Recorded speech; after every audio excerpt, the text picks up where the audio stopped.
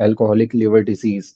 ये होता है जब एक इंसान अत्यधिक मात्रा में शराब का सेवन करता है और लंबे समय से सेवन करता आ रहा है, तो उसको ये बीमारी हो सकती है। इसमें क्या होता है, जब इंसान शराब का अत्यधिक सेवन करता है तो उससे लिवर में सूजन आ जाती है। और अगर लंबे समय से वो शराब का सेवन करता आ रहा है तो लंबे समय से सूजन के कारण लिवर खराब होना शुरू हो जाता है और मरीज को परेशानी होने लगती है।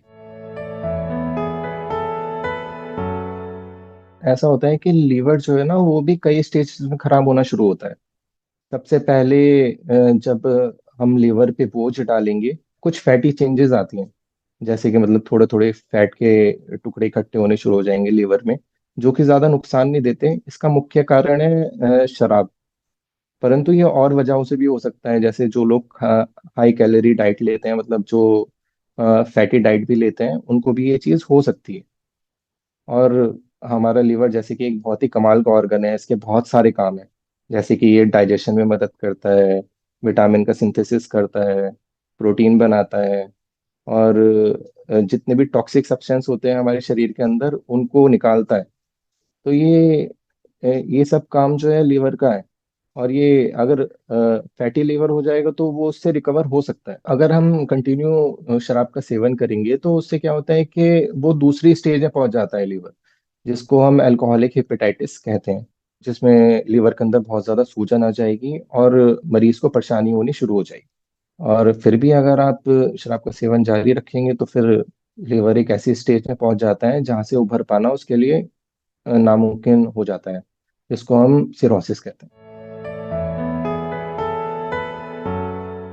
कई बार तो ऐसा होता है कि ये इंसिडेंटल फाइंडिंग्स होती हैं, कि मरीज किसी और चीज़ के लिए आया और आपने उसका अल्ट्रासाउंड करा दिया या एलएफटी करा दिया, तो उसमें हमें थोड़ा पता लग गया कि लीवर के एंजाइम्स बढ़ गए हैं या फिर लीवर में सूजन आ गई है अल्ट्रासाउंड में।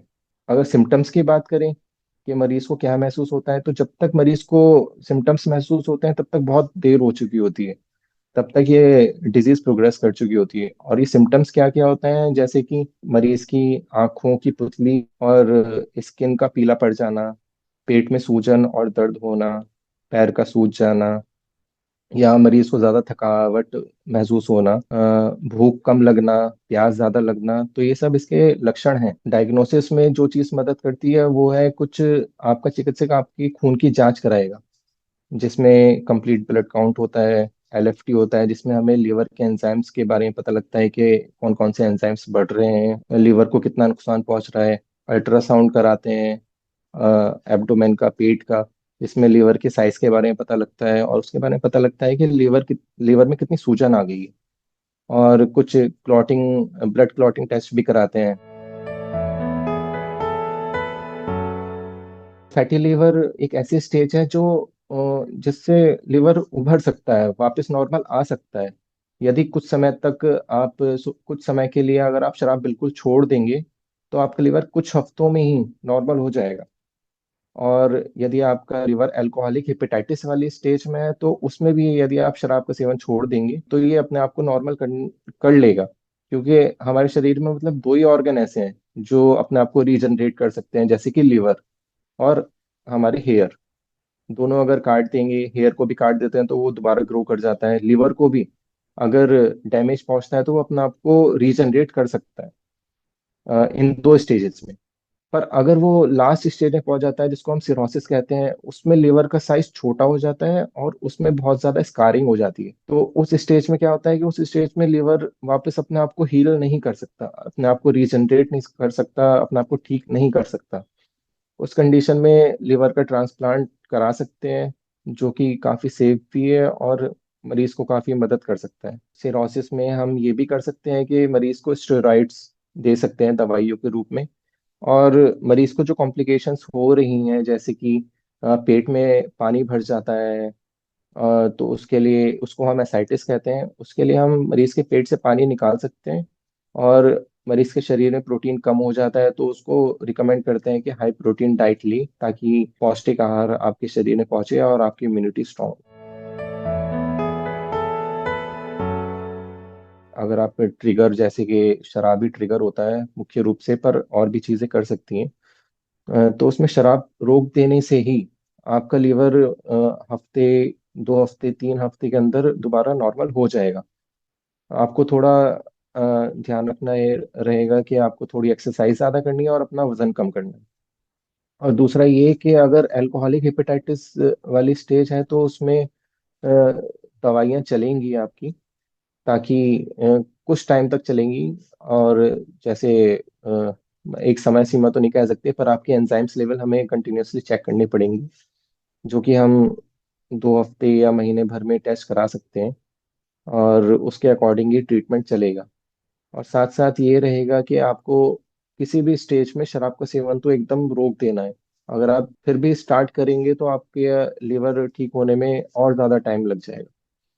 और सिरोसिस में, जैसे कि मैं बता रहा था, कि सिरोसिस में लिवर का काम करना लिमिटेड हो जाता है बहुत ज़्यादा, जिसकी वजह से लाइफ बहुत सारी चीज़ें इफेक्ट होती हैं और काफ़ी कॉम्प्लिकेशंस आती हैं उस स्टेज में। तो लगभग मतलब ये मानिए आपके इलाज चलता ही रहेगा, काफ़ी लंबे समय तक इलाज चलेगा उसमें।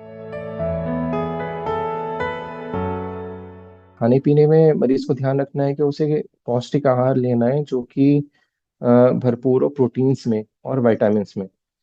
और साथ साथ मरीज को ध्यान रखना है कि उसे काफ़ी ज़्यादा एक्सरसाइज करनी है, जिससे कि उसका वजन थोड़ा कम हो जाए, मरीज थोड़ा फिट रहे, फिट महसूस करे अपने आप को। तीसरा ये है कि मरीज को शराब का सेवन तो एकदम रोक देना चाहिए बिल्कुल। और ऐसी चीज़ों से परहेज रखें जो कि फैट्स में भरपूर होती हैं। लिवर बहुत ही इंपॉर्टेंट ऑर्गन होता है हमारे शरीर का, तो उसकी जांच हमें रेगुलरली करा लेनी चाहिए। मैं तो ये मानता हूँ कि मतलब जब भी आपका बर्थडे है हर साल, तो आपको अपने रूटीन चेकअप करा लेना चाहिए उस दिन, ताकि आपको एहसास रहे कि आपका जन्मदिन आया है, तो आपको अपनी सेहत का ध्यान रखना है। और साथ साथ लीवर फंक्शन टेस्ट में खास तौर से ये होता है कि हमें लीवर के फंक्शन के बारे में पता लगता है कि लीवर कितने सही तरीके से काम कर रहा है, और शरीर में जो टॉक्सिन्स बन रहे हैं तो उन्हें ठीक से निकाल पा रहा है या नहीं निकाल पा रहा है। तो ये तो काफी इंपॉर्टेंट टेस्ट है, ये हमें रूटीनली करा लेना चाहिए। जैसे एलेक्टिन बिलीरुबिन का पता लगता है, जो कि जिसके जैसा कि मैं बता रहा था कि अल्कोहलिक लिवर डिजीज में आंखें पीली पड़ जाती हैं और स्किन पीली पड़ जाती हैं, तो बिलीरुबिन का रोल ही यही होता है, वो पीलापन पैदा करता है एक तरीके से। तो उसकी नॉर्मल रेंज जो है 1 to 1.2 मिलीग्राम होनी चाहिए। अगर ये इससे ज़्यादा है तो आपका लीवर थोड़ा कम काम कर रहा है। और दूसरी चीज़ ये है कि एसजीपीटी की वैल्यू काफ़ी इंपॉर्टेंट है। एसजीपीटी 30 से नीचे रहना चाहिए। यदि वो 30 से ऊपर जा रहा है तो मतलब लीवर में कहीं ना कहीं दिक्कत है। और बाकी हमें प्रोटीन्स का भी पता लगता है। प्रोटीन भी जो लीवर से निकलता है उसमें लगभग वो भी 8 ग्राम के अराउंड होना चाहिए, 8 to 10 ग्राम।